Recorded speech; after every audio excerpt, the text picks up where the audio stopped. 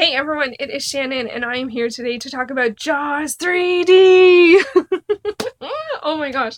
I recently rewatched all of the Jaws movies. They were both on Netflix, and I noticed the little thing in the corner where they said they were available till, and therefore they were going off Netflix, and I decided to do a 1 week Jaws-ish marathon, and I thought I would share some thoughts of those films as I saw them now. And as I may or may not have mentioned, these are rewatches for me. And Jaws 3D is definitely one that I remember when it came out. I remember it being on TV. I remember that there were like 3D glasses like in the TV guide that week so that you could watch it on TV, which means I probably saw an edited version because it would be edited for TV. And so I have pretty strong memories of the film like experience, but now that I've rewatched it, I did not remember a lot of the movie, but I did definitely remember why some things, retrospectively now I know why some things scare me. Anyway, let's look at the details for the movie.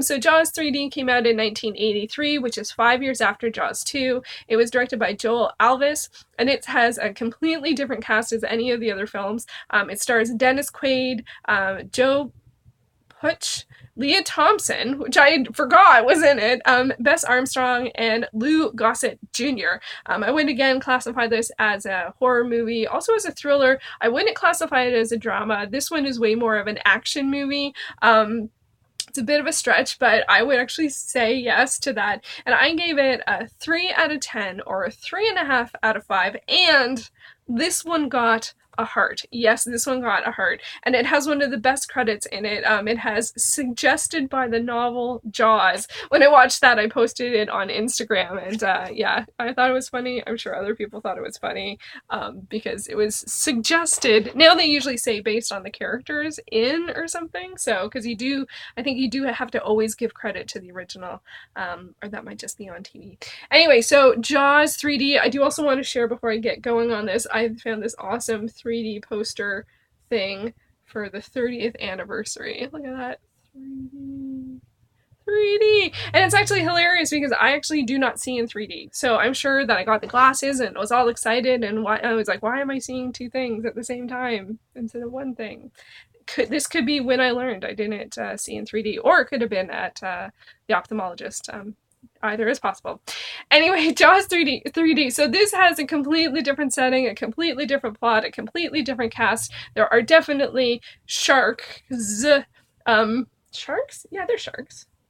Okay, so I should have said this a little bit before that. There will be spoilers. I will be talking about the content of this film, so from here on in. But overall, I will say that I really enjoyed it. I had a blast watching it. I just like I had no idea it was this much fun. So this one has a different location. It's set on a theme park. We follow Mike Brody, the son of the Brodys from the original two films, and he works at this theme park doing water stuff. I can't remember exactly what he does, but there's lots. It's like a Marineland type of thing. Marineland's Canadian, right? SeaWorld, or Marineland if it was set in Canada. So there are animals. There is a water skiing show. There are I can't remember if there are dolphins for sure. There's lots of dolphins, and there's sea lions. Can't remember. So Mike decided to grow up and work, on the water, in the water, with water. And then his brother Sean comes to visit him. Sean is like, no, I don't go in the water. Water is bad. Still fearful of everything. Given actually the history, well, yeah, that kind of makes sense. But I'm surprised Mike wouldn't be scared of water either. Anyway, you need conflict. So there you go. One brother's water. One brother is like, no water, tension, all of that stuff.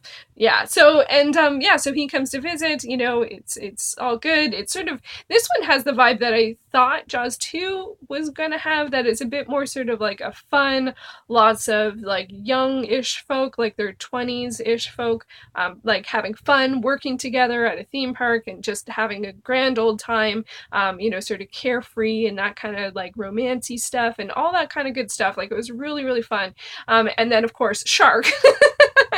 Or should I say sharks? And I actually didn't remember which film this part of the plot came into play, because what happens is they do find out that there's a shark, and I actually thought this was quite cool.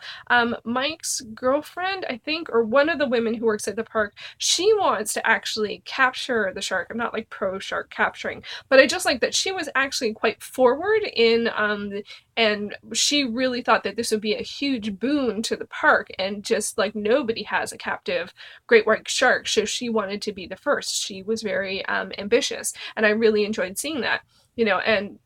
And Dennis Quaid is like, no, no, no, no, shark's bad, we don't do this, shark's bad. So they do capture the shark, and I was surprised. I forgot what happened with the plot.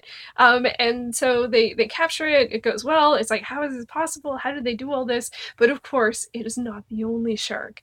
And it looks a lot smaller than the other sharks. So yes, Mama Shark is actually gonna come get them, which I thought was so much fun. And I remember mercilessly making jokes about that, my family making jokes about that, about the Jaws movies in particular, this particular theme that it's the mama shark that was coming back. I actually misconstrued that. I thought it was like in Jaws 2, it was the mother of the great white shark from the first film. I don't know where I got that. I guess I was just young and just like made stuff up. So anyway, but this one was so much fun. Oh my gosh, I really enjoyed it, and it has the notorious like setting that they have an underwater pavilion type thing where you can see all the marine animals and mammals and the fish and the dolphins and all that stuff from underwater. Do they have an orca whale?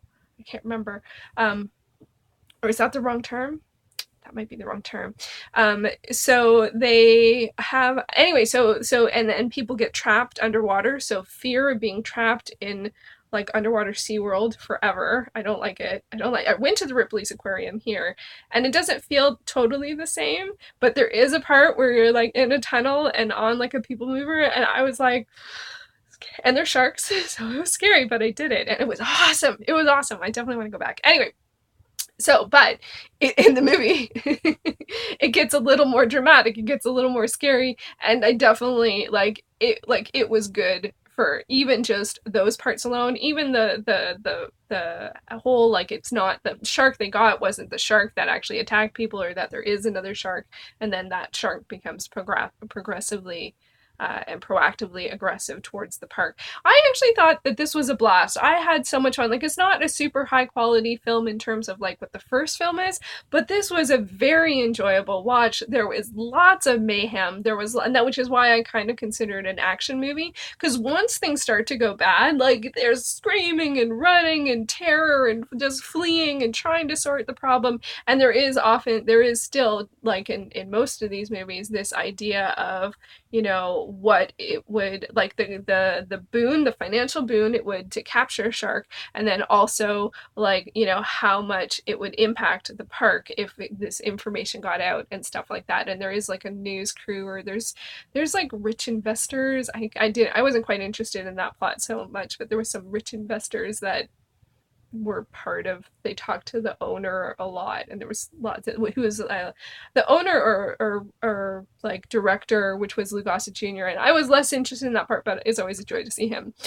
So yeah, this one without question was a blast. I would buy this, I would watch this, I would like really, like, honestly, this was so much fun. And it was cool to see Dennis Quaid too. I haven't seen a movie that he has been in for a while. So yeah, Jaws 3D, totally fun. I don't know if I would say that I found it scary this time round. I mostly found it fun. The underwater pavilion stuff, and then there's also like a whole thing with the propeller and, like, you know, getting through the gate and stuff like that. It was pretty tense and pretty scary, but it was a more mayhem and build up and like that kind of stuff, which I don't find as scary. I find it a little more fun, especially when you're watching, not involved. It's a totally different thing. So yeah, so this one, you know, we change gears here. We're no longer in the land of drama. This is a different kind of movie, and I think for what it is, it was great. So it was one of the highlights of this Jaws series rewatch, and I definitely can see how it went on to inspire other shark films, in particular, was do I want to say, I think in particular I would say Deep Blue Sea definitely has quite strong ties to this one. Very strong ties, actually, now that I think about it. And I really do enjoy Deep Blue Sea, so maybe that has something to do with it too. So there you go, another watch in the Jaws rewatch, and I will be back for the fourth and final film, Jaws the Revenge. You will see my thoughts. I'm gonna hold them for that video, and then I won't hold them anymore.